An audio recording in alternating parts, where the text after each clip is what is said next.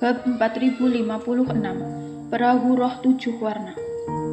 Benar, para kultivator yang meninggalkan kota kuno terlebih dahulu dan pergi ke tempat warisan pasti akan mendapat keuntungan besar.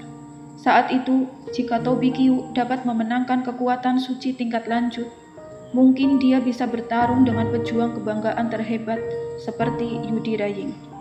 Hehe, intinya situasi di dunia jalan surga kali ini benar-benar berubah. Para pejuang kebanggaan telah mendapatkan warisan dari master mulia. Bahkan, para master yang sudah lama terkenal itu masih bisa menyesalinya untuk sementara waktu. Seorang lelaki tua berambut putih tertawa. Aku sangat menantikannya. Meskipun aku tidak memiliki kesempatan untuk mendapatkan pusaka, tapi aku juga ingin melihat betapa serunya ketika kompetisi di tempat pusaka dimulai. Ketika pejuang kebanggaan dari semua sisi berkumpul untuk bertarung. Ini pasti akan sangat sengit, dan lokasi pertarungan ke depannya akan menjadi semakin kecil. Ketika semua pejuang kebanggaan berkumpul, entah akan seperti apa adegannya. Setelah lelaki tua selesai berbicara, banyak kultivator mengangguk dengan kegirangan di wajah mereka. Meskipun Erikin selangkah di depan, tapi tidak ada yang lupa bahwa ada juga pangeran dari klan naga sisik di kota kuno. Meskipun dia selangkah di belakang, tapi ada klan naga sisik yang kuat di belakangnya dan kaisar naga sisik yang perkasa. Apalagi total ada 3 tempat warisan di kota kuno dan pasti ada benturan dengan pejuang kebanggaan dari daerah lain. Ketika saatnya tiba, pasti akan ada banyak hal menarik untuk ditonton. Teman-teman, aku sedikit ingin tahu tentang hal lain. Ingat apa yang dikatakan lelaki tua itu sebelumnya. Jika seseorang benar-benar menebak jawabannya, dia akan membiarkan kekuatan garis ini pergi. Tiba-tiba, seorang kultivator mengerutkan kening dan berbicara.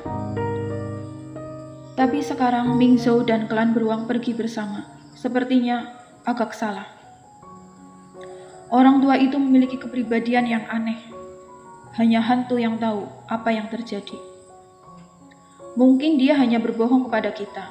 Ayo bubarlah, meskipun sudah tidak ada harapan, tapi kita bisa beristirahat dengan baik dan menunggu kota besar dibuka. Setelah ujian selesai, banyak kultivator tidak peduli untuk memperhatikan hal rinci seperti itu. Meskipun mereka tidak memiliki harapan untuk pergi lebih awal, tapi mereka merasa santai.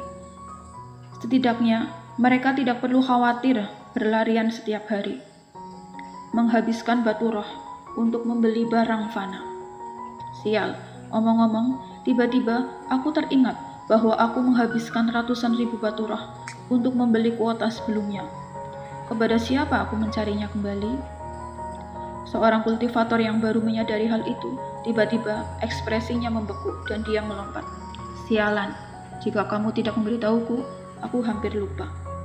Sial, aku juga sudah menghabiskan 100.000 batu roh. Teman seiman, harap jangan terlalu bersedih. Menurut karakter lelaki tua itu, jika kamu berani memintanya, maka kamu mungkin berakhir dengan menjadi patung es. Semua kultivator menggelengkan kepala dengan simpatik.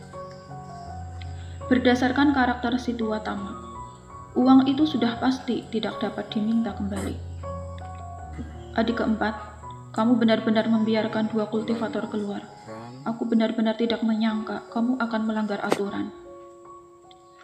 Di ruang kosong, ketiga tetua sedang terbang di dalamnya. Menyaksikan perahu roh pergi keluar kota, lelaki tua berwajah merah itu menyeringai. Apa yang bisa aku lakukan? Pria tua serakah itu memutar matanya dengan tidak senang. Belum lagi, kotak harta karun api aku ada di tangannya. Orang ini juga telah melihat kelemahanku. Terutama kalian berdua juga mundur. Apakah aku benar-benar berani merusak reputasi yang mulia Dewa Bintang? Hei, jangan salahkan aku. Ini semua salahmu. Di mana kamu tidak menggunakan metode penilaian asli? Tetapi kamu mengacaukan aturan hanya untuk menguji keturunanmu. Pria tua berwajah merah itu tertawa. Siapa yang mengira sekelompok junior aku ini begitu tidak berguna? Berbicara tentang ini, lelaki tua itu juga sedikit kesal dan bersenandung. Dengan susah payah melihat keturunan aku pasti ingin melihat seberapa hebatnya mereka. Tapi, setidaknya menyangka kelompok anak ular ini sebodoh babi. Mereka mengira masalah ini akan sulit dan bertarung, tetapi mereka tidak menyangka kuncinya adalah merebut kotak harta karun api. Tapi sejujurnya, ketika mereka berhasil, aku pikir kamu akan menipu mereka. Cendekiawan Konfusius itu berkata sambil tersenyum. Kakak pertama, apakah kamu sedang bercanda? Meskipun lelaki tua itu agak egois, tapi tetap harus menegakkan keadilan. Apakah orang-orang yang ceroboh dan kurang kebijaksanaan ini juga layak menjadi penerus yang mulia Dewa Bintang? Pria tua itu mendengus dingin. Lebih baik tenang di sini daripada mempermalukan diriku nanti. Bagaimanapun juga, mereka semua adalah keturunan klan naga sisik. Dengan darah naga dan bertindak sembrono dan bodoh yang memudahkan anak itu. Pria tua berwajah merah dan sarjana Konfusius saling memandang serta tersenyum. Orang tua serakah membuat kontes aneh ini awalnya untuk melihat kemampuan juniornya, tapi dia tidak menyangka akan dimanfaatkan oleh Erikin. Tapi kamu mengacau, kali ini aku dan membiarkan 3 kultivator pergi sekaligus. Itu pasti bukan hal baik. Jadi, apakah kamu membuat rencana cadangan? Kata sarjana Konfusius. Orang tua berwajah merah mengatakan bahwa ada 2 kekuatan, jelas menyembunyikannya. Tetapi semua orang tahu bahwa Erikin adalah seorang kultivator wilayah asing dan telah memasuki tempat ini atas nama King Zhou, yang tidak ada hubungannya dengan Ming Zhou atau klan beruang. Bagaimana mungkin? Kedua pihak adalah batas aturan. Bagaimana mungkin aku bisa melanggar aturan dan membiarkan orang-orang dari kelompok ini menang? Jadi, aku sejak awal sudah membuat rencana cadangan. Menyebutkan ini, lelaki tua serakah itu tersenyum sinis. Bocah tengik, siapa suruh kamu begitu serakah dan berani menegosiasikan persyaratan denganku? Tunggu dan lihat saja. Setelah meninggalkan kota kuno, perahu roh 7 warna bergerak cepat di langit, meninggalkan gunung dan sungai. Melihat kota kuno menghilang dari pandangan, semua kultivator di atas kapal juga sangat bersemangat. Akhirnya meninggalkan tempat sial itu. Langkah selanjutnya adalah 3 tempat warisan di peta. Teman seiman Q, apakah kamu sudah mempelajari metode pengendali perahu roh? Susan Xiong berjalan ke haluan. Meskipun perahu roh berhasil digerakkan sebelumnya, tapi itu terus terbaring secara mandiri. Semua kultivator telah mengamatinya dan mereka tidak melihat adanya formasi pada perahu roh ini yang tampaknya cukup aneh. Tanpa metode pengendalian, bukankah itu artinya tidak mungkin mengendalikan arah kapal terbang?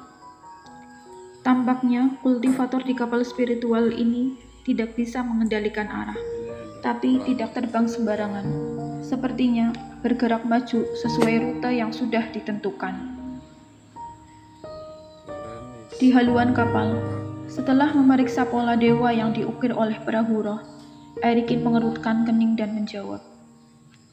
Ada juga banyak pola dewa di perahu roh, dan itu adalah jenis pola dewa yang belum pernah dilihat Erikin.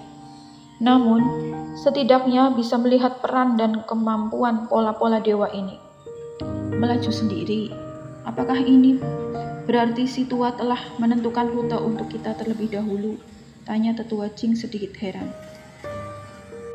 Kalau tidak, jika kapal perahu roh tidak bisa dikendalikan, maka kemana dia akan terbang? Jika ini masalahnya, itu sebenarnya masuk akal. Pernahkah kalian memperhatikan sebelumnya bahwa ketika kita sedang terbang tinggi di langit, iblis monster baru saja lewat? Susan Xiong berpikir dengan serius. Berdasarkan pengalaman sebelumnya, pada jarak ini, iblis-iblis monster ini tidak akan terburu-buru menyerang, mereka akan membuat panggilan peringatan. Setidaknya mereka akan mengawasi kita dengan hati-hati. Tapi kali ini mereka sepertinya mengabaikan kita. Putri Susan, aku juga merasa agak aneh setelah mendengar kamu mengatakan itu. Mungkin kapal terbang ini dapat menyembunyikan jejaknya, sehingga iblis monster ini tidak dapat menemukannya. Tetua Jing terharu. Poin ini akan menjadi jelas setelah beberapa saat. Erikin juga memalingkan muka dan berdiri. Dan jika spekulasi itu benar, maka peran perahu roh ini mungkin lebih dari itu. Seharusnya secara otomatis dan dengan aman membawa kita sampai ke tempat warisan dengan cepat. Maka kita akan menghemat banyak energi saat melintasi area yang luas ini. Bersambung.